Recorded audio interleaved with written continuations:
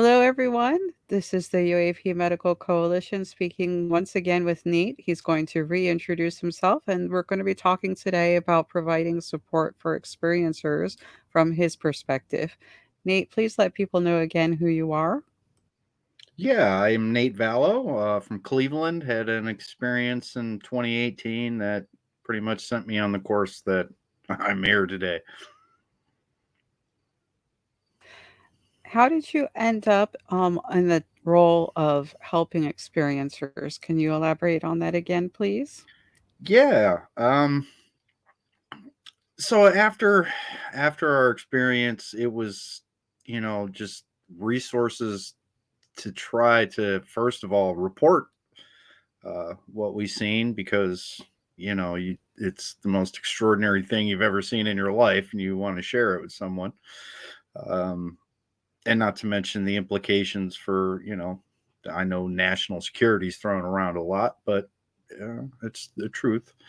um, but it was just the lack of that, the lack of resources, that sense of isolation, um, really made me um, strive to find that connection with others. And social media is great for that, of course, but I think there's something to be said to being face to face with someone and providing that listening ear, that really goes a lot further than what social media can provide alone. About how many people have you spoken to or listened to since you started helping experiencers? Oh wow, a lot. So our group probably receive anywhere from 20 to 30 people a month that show up. Everybody generally has their own experience to share. I get reached out on social media almost daily, with people, you know, willing to just share their experience, just to have someone they can talk to that won't laugh at them or, make fun of them or, denigrate them in some way. So, yeah, that number gets bigger every day, and it's people all around the world, um, from Canada to Ireland, Scotland, New Zealand. Uh, I have people reach out to me from all around the world. Do they have a lot of different types of experiences? Yeah, but there's congruent themes that run through most of the things that people tell me. Um, I tend to generally get more of the positive experiences relayed to me. Not that I'm ungrateful for that, because I think we've all heard some of the not so nice encounters. Um, but overall, it seems there's a sense of urgency building, um, within society itself, and something's got to give. And I think a paradigm shift is right on the horizon for our understanding of our place in the cosmos. What do you think that sense of urgency stems from? Well, I think you know it's a complicated thing, but it's kind of not at the same time. As humans, we always like to be the center of things, but we don't ever want to take responsibility for when things go bad.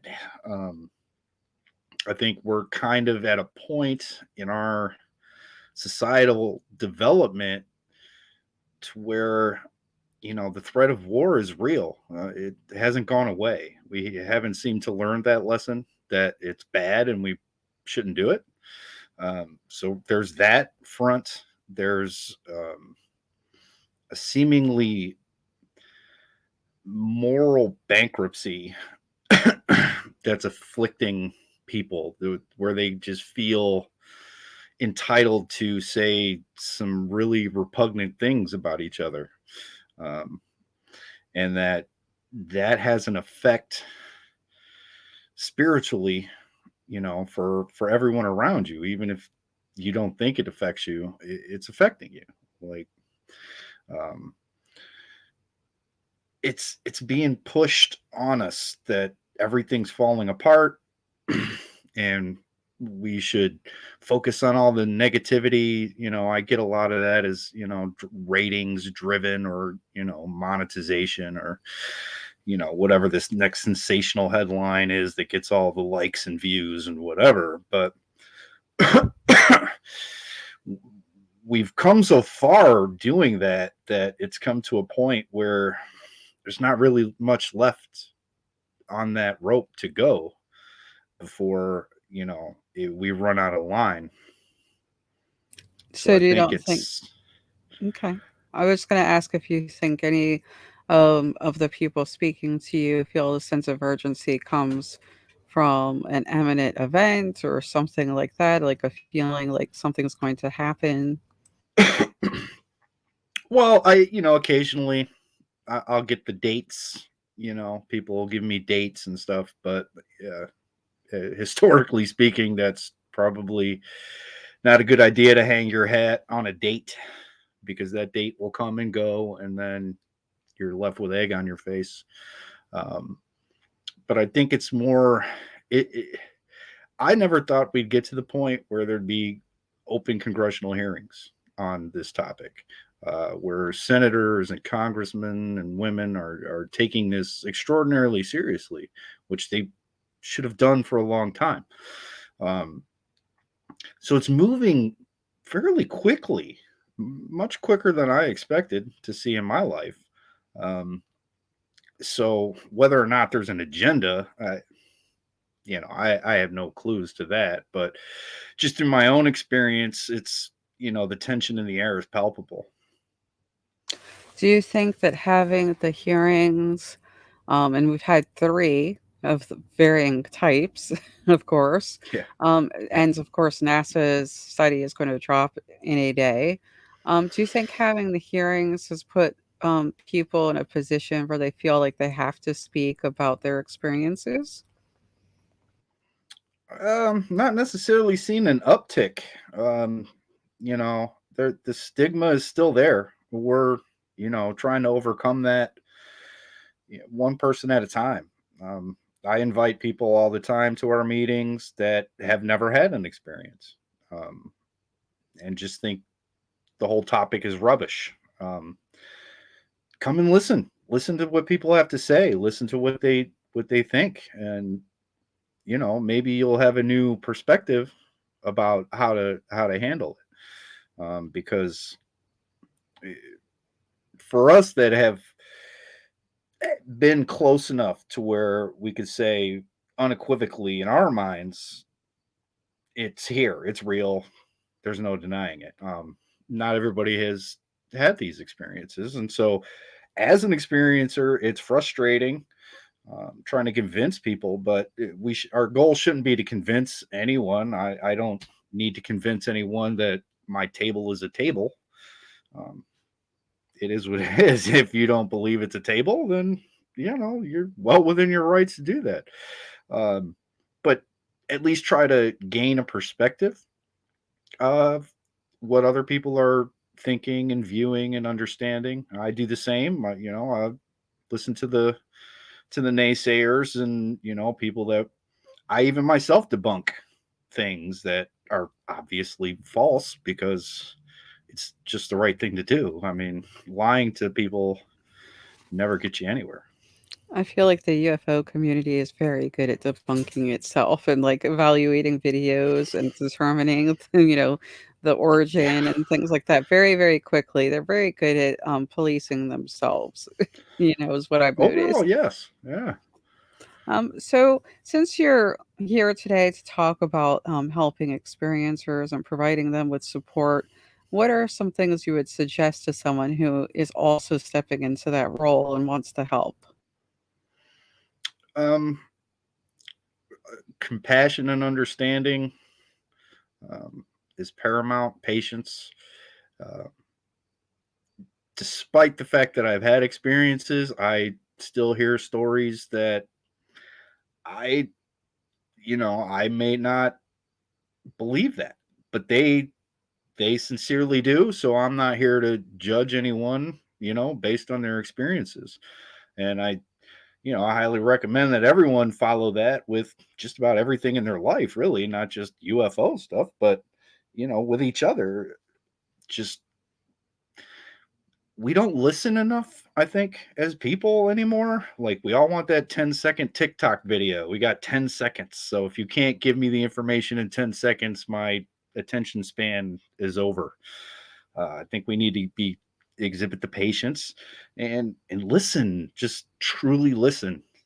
You may not believe what they're telling you, but you can relate to their emotions. You've experienced similar emotions. You've had an experience once in your life, perhaps that was an event that was so extraordinary to you that it will never leave your memory. Um, and that's what a lot of us as experiencers have. When you witness something that shouldn't be possible, that shouldn't exist, um, you have a hard time with it yourself.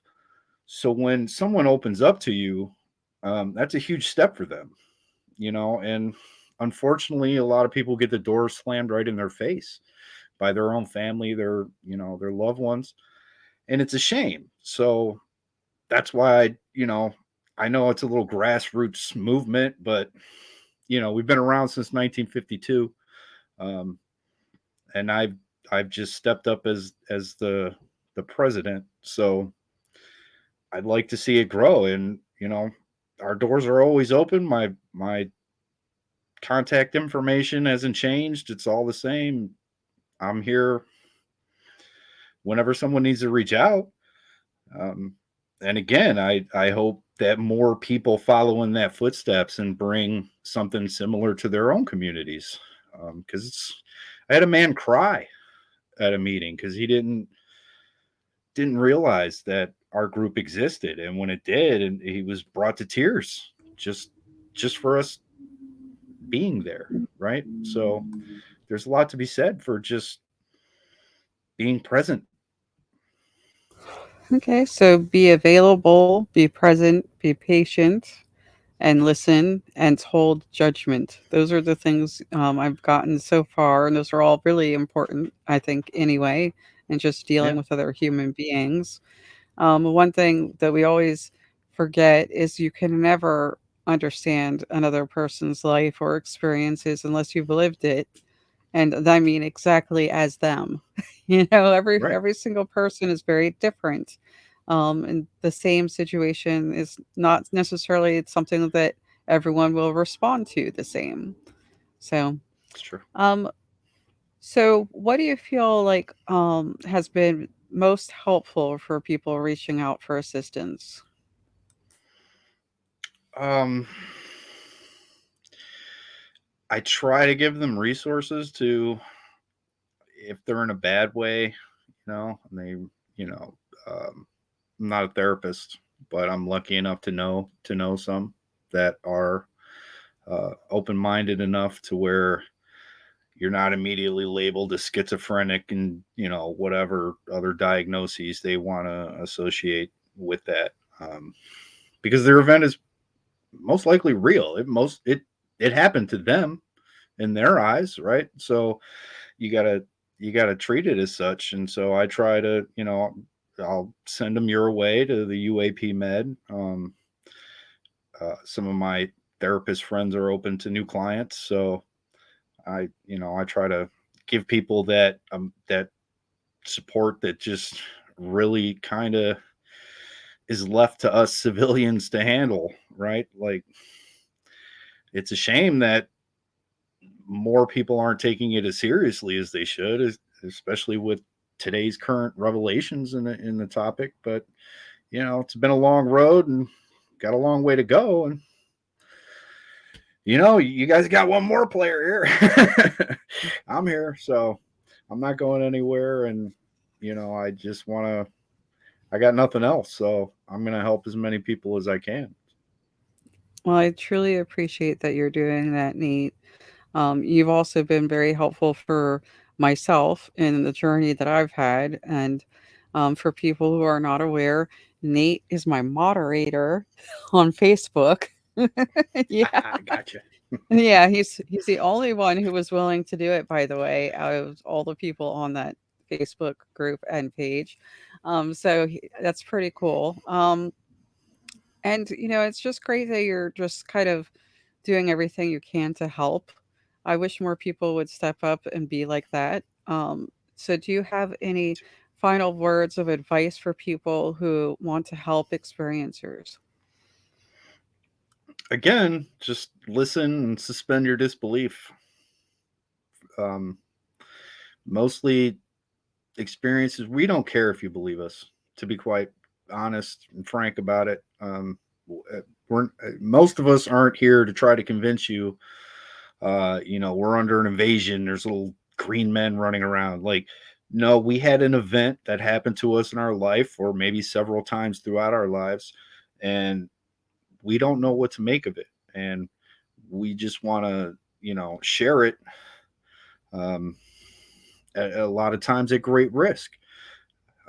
But if you truly care about that person, just listen to them, and again, reserve your judgment until you know you get a full and clear picture of what they're describing to you and who this person is. Like, it could be someone close to you, it could be someone not so close to you, a coworker or something.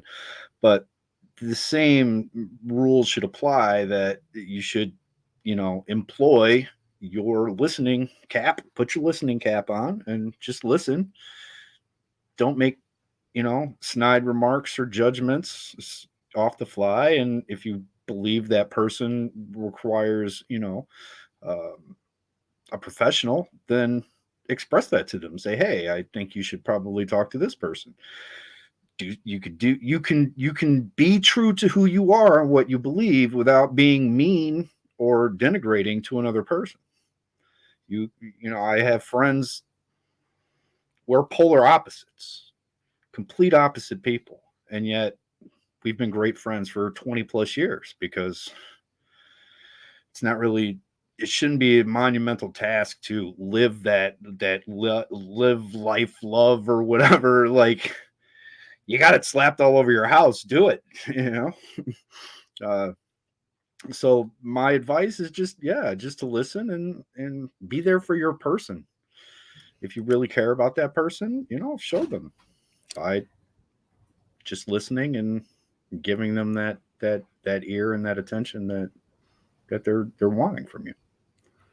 Wouldn't that be amazing if we all could do that? Just put aside Right. this desire everyone has all the time to be right or the only one that Yes. knows something, and just like Right. let someone else speak, and show The empathy. art of shutting the F up. Right. Not many people have that skill these days. Right. Well, thank you so much, Nate, for coming again. And please Oh, let you're people welcome. know where they can contact you if they need assistance. Sure. You can reach out to me, Nate Vallo. Is You pull me up on all the social media. The group that I'm now the president of is called North Coast Ariel Phenomenon Project. We meet once a month, usually, maybe a little more depending on what's happening. We have guest speakers. We share our stories and our experiences, play videos. you know like I said, about 20, 30 people show up. You can find, if you just type in North Coast Ariel Phenomenon Project in the social medias, then we pop up. um, and it's a great place to meet fellow experiencers and share. We're all fairly like-minded people, and we discuss the topic, current events, past cases, our own experiences. I've shared mine countless times. Um, and it's important to take the lead sometimes, and get into that uncomfortable area and share things, so you give others the strength and courage to do so for themselves. So that's what we try to do, is destigmatize the topic, one experience at a time. Because we're not sideshow freaks. We're everyday people, just like anybody else. We just had Wait, pretty uncommon experience. are you saying that experiencers also have to go buy toilet paper, put gas in the car, pay their bills, and go to work? Oh, I just call my magic robot and he does it all for me. No, yeah, yeah. Most of us don't have, you know, those type of resources. So, unfortunately, the gatekeepers do, and so our strength lies in numbers, Mhm. right? So the only way forward is together. I hope that people listening will try to reach out to other people, either for their own help or to help others. So, thank you again, Nate, and to everyone else who listened. Thank you very much, Thank you. and take care. You too.